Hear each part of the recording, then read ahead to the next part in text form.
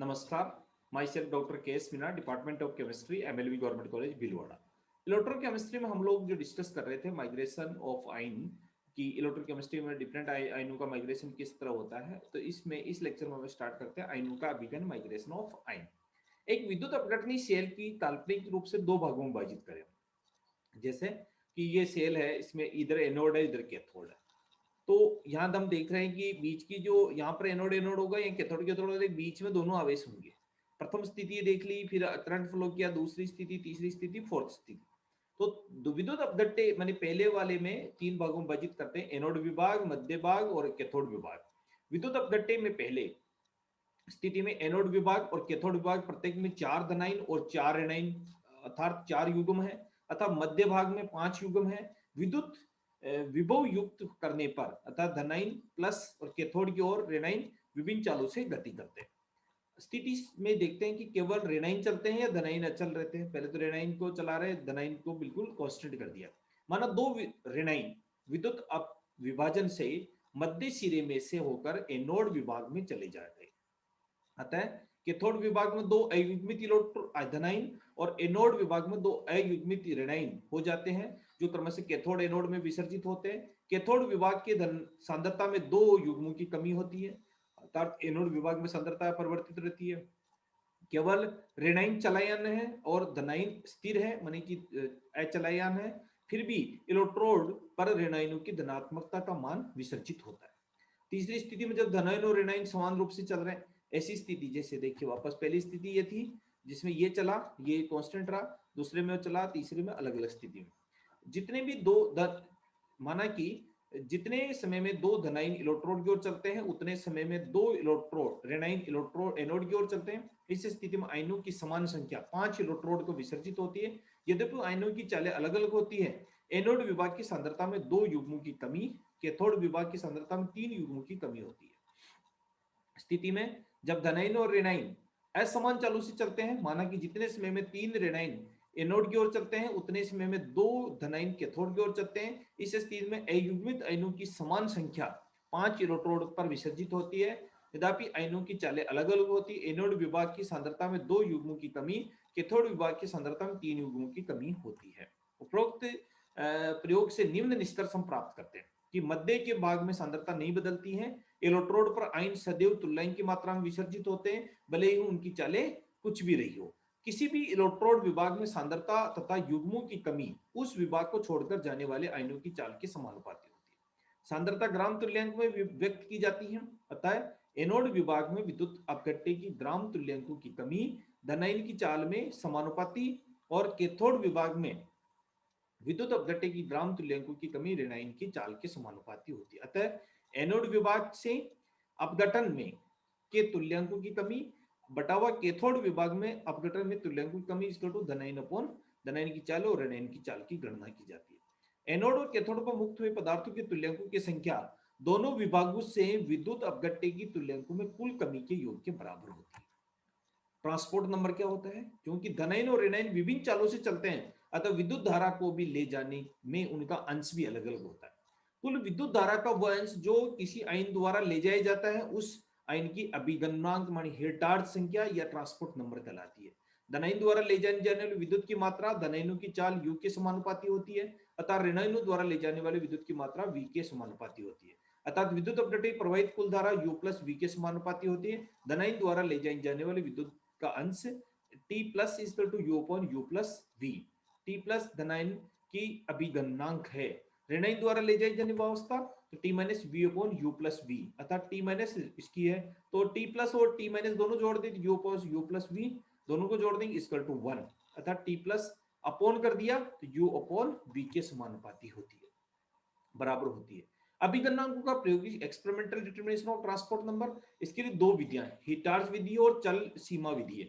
हिटार्ज विधि के द्वारा इसलिए हिटार्ज नंबर भी कहते हैं इसको। इसके किसी विद्युत इलेक्ट्रोड विभाग में विद्युत अपघट्य की तुल्यांकों की कमी उस विभाग को छोड़कर जाने वाले आयनों की चाल के समानुपाती होती है। अतः एनोड विभागों में विद्युत अपघट्य की तुल्यांकों की कमी प्रोपोर्शनल टू u, कैथोड विभाग में विद्युत अपघट्य की तुल्यांकों की कमी v, दोनों विभागों में विद्युत अपघट्य की तुल्यांकों की कमी u प्लस v। एनोड विभाग में इलेक्ट्रोड में तुल्यांकों की कमी u upon U plus V अर्थात दोनों के द्वारा इक्वल टू T।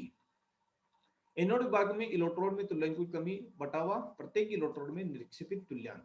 परिपथ में रजत और ताम्र कुली मीटर लगाकर प्रत्येक इलेक्ट्रोड पर निक्षेपित तुल्यांकों की संख्या ज्ञात की जा सकती है, क्योंकि फेराडे के नियमानुसार प्रत्येक इलेक्ट्रोड पर निक्षेपित तुल्यांकों की संख्या किलोमीटर मानी निक्षेपित रजत और ताम्र धातु के तुल्यांक के बराबर होती है। अतः एनोड विभाग में विद्युत अपघट्य की तुल्यांकों की कमी बटावा कुलामीटर में निक्षेपित धातु का तुल्यांक। इस प्रकार कैथोड विभाग में विद्युत अपघट्य की तुल्यांक की कमी बटावा किलोमीटर में निक्षेपित धातु का तुल्यांक।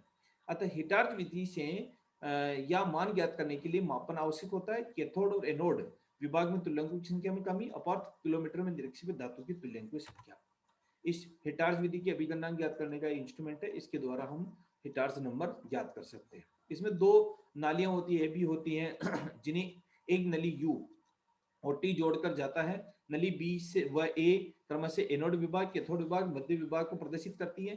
पी नली में दो रोधनी टोटियां पी व क्यू लगी रहती है। पूरे उपकरण को ज्ञात सांद्रता में विद्युत अपघट्य का विलयन भर दिया जाता है। दोनों इलेक्ट्रोड्स पर संबंध बैटरी बी परिवर्तित धारा आर और मिलीमीटर एम कुलीमीटर सी से श्रेणी में कर दिया जाता है। लगभग 10 से 12 एमए की विद्युत धारा 2 से 3 घंटे प्रवाहित होती है, जबकि इलेक्ट्रोड की चारों ओर सांद्रता परिवर्तनीय होती है। 2T पी और क्यू के दबाकर एनोड मध्य और कैथोड विभाग को पृथक कर लिया जाता है। अलग अलग फ्लास्कों में तीनों विभागों के संपूर्ण विलयन मिलाकर एक विश्लेषण किया जाता है। मध्य विभाग में सांद्रता में परिवर्तन नहीं होना चाहिए। यदि इसमें परिवर्तन होता है तो इसका तात्पर्य है कि अधिक विद्युत धारा प्रवाहित हुई। ऐसे में प्रयोग को फिर से करना चाहिए। एनोड और कैथोड विलयन में विद्युत के विश्लेषण कर ये ज्ञात किया जाता है कि विलायक में निश्चित भार के साथ विद्युत अपघट्य के कितने तुल्यांक घुले हुए हैं। किलोमीटर के निक्षेपित धातु की मात्रा भी ज्ञात कर ली जाती है। अब तीनों विभिन्न स्थितियों में अलग अलग व्युत्पन्न देखिए।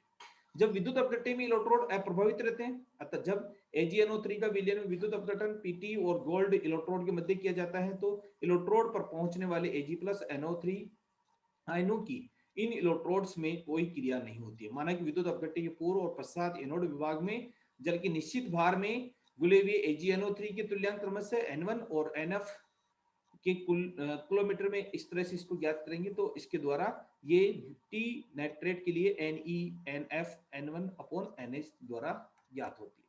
जब विद्युत इलेक्ट्रोड विद्युत अपघटन में किसी एक उत्पाद से विक्रिया करते हैं, तो जब AgNO3 विलयन में विद्युत अपघट्य सिल्वर इलेक्ट्रोड से मध्य करवाया जाता है, तो सिल्वर एनोड पर पहुंचकर विसर्जित होने वाले NO3 आयन इस Ag एनोड से क्रिया कर AgNO3 बनाते हैं। इसे एनोड विभाग में सांद्रता में कमी आने के बजाय वृद्धि हो जाती है।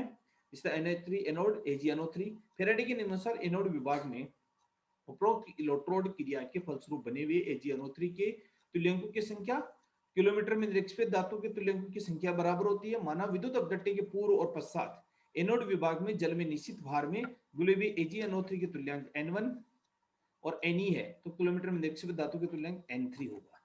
यदि एनोड विभाग में Ag आयनों के अभिगमन नहीं हुआ है, तो इसे AgNO3 के कुल N1 Ne के तुल्यांक पाए जाते हैं, पर विद्युत अपघट्य के पश्चात वास्तव में इस विभाग में AgNO3 तुल्यांक पाए जाते हैं। अभिगमनांक के कारण एनोड विभाग में AgNO3 के तुल्यांकों की हानि, अर्थात किलोमीटर में निक्षेपित धातु Ne, तो T प्लस एनोड विभाग में तुल्यांक की कमी अपॉन निक्षेपित तुल्यांक Ag+ आयनों के अभिगमनांक T plus N1+ Ne NF, तो अभिगमनांक इसके द्वारा ज्ञात किया जाता है। जब विसर्जित आयन विलायक से क्रिया करते हैं, जब NaOH विलयन का विद्युत अपघटन Pt इलेक्ट्रोड से मध्य करते हैं, तो Pt इलेक्ट्रोड विसर्जित होता है। Na+ आयन उदासीन Na परमाणु में बदल जाता है, तो तुरंत विलायक जल से क्रिया करके NaOH बना देता है, जिससे कैथोड विभाग में NaOH की सांद्रता में कमी आने की बजाय वृद्धि हो जाती है। तो Na+H2O = NaOH + H/2 हाइड्रोजन निकल जाती है। माना विद्युत अपघट्य के पूर्व और पश्चात इलेक्ट्रोड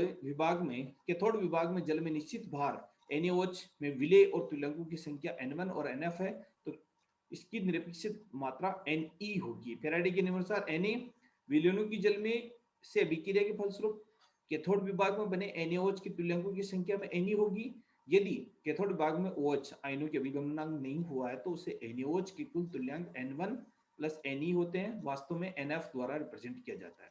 अभिगमनांकों के कारण कैथोड विभाग में OH की हानि इसके द्वारा रिप्रेजेंट की जाती है। तो इस तरह से हम अलग अलग आयन के लिए OH आयन के लिए भी गलनांक, Na आयन के लिए भी गलनांक निकालेंगे। फिर तीनों स्थिति की हम देखें तो ये देखो N, ये वाली स्थिति, इसमें पहली स्थिति, दूसरी स्थिति, तीनों स्थिति में हम सारांश के रूप में इसको लिख रहे हैं।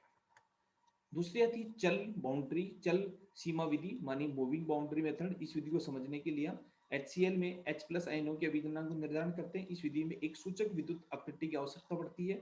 सूचक विद्युत अपघट्य में निम्न दो गुण होने चाहिए। मुख्य विद्युत अपघट्य और सूचक विद्युत अपघट्य में ऋणायन समान होनी चाहिए। सूचक विद्युत अपघट्य में धनायन का वेग मुख्य विद्युत अपघट्य के धनायन के वेग के कम होना चाहिए। प्रायोगिक विद्युत अपघट्य HCl होने पर हम सूचक विद्युत अपघट्य कैडमियम क्लोराइड मिला लेते हैं, जिससे कि उसमें Cl आयन होते हैं। कैडमियम क्लोराइड में जो धन विद्युत वेग को कम करते हैं। ये एक उपकरण इस तरह का जो चल विधि द्वारा रिप्रेजेंट किया जाता है। इसमें ऊर्ध्वाधर विद्युत अपघटनी शेल होता है, जिसका मध्य भाग समान व्यास की नली AB के रूप में होता है। अधिक घनत्व वाला ज्यादा सांद्रता वाले कैडमियम क्लोराइड विलयन इस सेल में नीचे भाग में और कम घनत्व वाला HCl ऊपरी भाग में लिया जाता है। इस युक्ति में जिस तरह देखिए नीचे और ऊपर, इस डिवाइस की सहायता से हम दोनों विलयनों के मध्य सुस्पष्ट तत्क्षण सीमा AA बन जाती है, मानी कि एक लेयर बन जाती है। और HCl की प्लेटिनम कैडमियम लगा देते हैं चित्रानुसार एक परिवर्तनशील करके, और इसमें सीरीज में लगा देते हैं। इस जब धारा प्रवाहित की जाती है तो H+ और कैडमियम प्लस आयन ऊपर कैथोड की ओर गति करते हैं, वह Cl- आयन नीचे एनोड की ओर, जबकि H+ की गति कैडमियम +2 आयनों के अधिक होती है। अतः धीमी गति वाले कैडमियम प्लस आयन कभी भी H+ आयनों तक नहीं पहुंच पाते हैं। फलस्वरूप दोनों विलयनों के मध्य बनी तीक्ष्ण सीमा सदैव तीक्ष्ण बनी रहती है, धीरे धीरे ऊपर की ओर सरकती रहती है। और तो माना कि विद्युत धारा T, एक विद्युत धारा T प्रवाहित करने पर करते समय सीमा AA की चलकर BB तक पहुंच जाती है। कैथोमीटर की सहायता से सीमा विस्थापन 1 सेंटीमीटर सही माप लिया जाए, अर्थात नली AB के अनुप्रस्थ काट में उसके तुल्यांक द्वारा देखें तो HCl विलयन की सांद्रता C ग्राम तुल्यांक प्रति लीटर है, तो कैथोड की ओर जाने वाले तुल्यांक की संख्या होगी, अर्थात 1 ग्राम तुल्यांक H+ आयनों के 1 फेराइड के बराबर होगा। विद्युत धारा ले जाएगा H+ आयन द्वारा 1 फेराइड के बराबर विद्युत धारा का उपयोग किया जाएगा। विलियम प्रवाहित आयनों की संख्या Q = 1/T, Q ये फेराइड में गणना की तो ये वैल्यू हमें प्राप्त हो जाती है। तो इसकी सहायता से परिपथ में प्रवाहित कुल आवेशों की मात्रा ज्ञात की जा सकती है। अनेक प्रकार की कुलोमीटर का प्रयोग करते हैं, जैसे रजत कुलोमीटर होता है, ताम्र होता है। यहाँ पर हम रजत कुलोमीटर उदाहरण लेते हैं। चित्रानुसार एक चांदी के पात्र C होता है, इसमें यथार्थ द्रव्यमान ज्ञात करने के लिए AgNO3 का विलयन भरा होता है। चांदी का पात्र परिपथ के कैथोड पर और विलयन के डूबा PT तार एनोड पर कार्य करता है।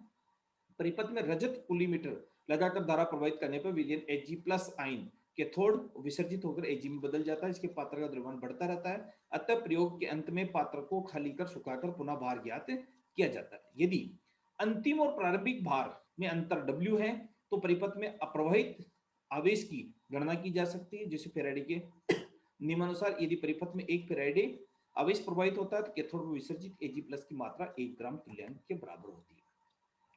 108 ग्राम मानी 1 तुल्यांक रजत जमा होने पर परिपथ में प्रवाहित आवेश इतना होता है। 1 ग्राम रजत जमा होने पर परिपथ में प्रवाहित आवेश ये होता है 108 कूलम होता है। W के लिए W हो जाएगा, कॉपर के लिए इसी तरह कॉपर के लिए हम याद कर सकते हैं।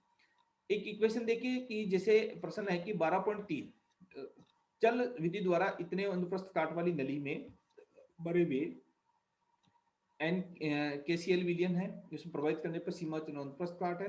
सूत्र के लिए तो अभिगलनांक ज्ञात करना है, तो ये वाला फार्मूला इसके अंदर पुट अप करेंगे तो वैल्यू हमें प्राप्त हो जाएगी। धन्यवाद।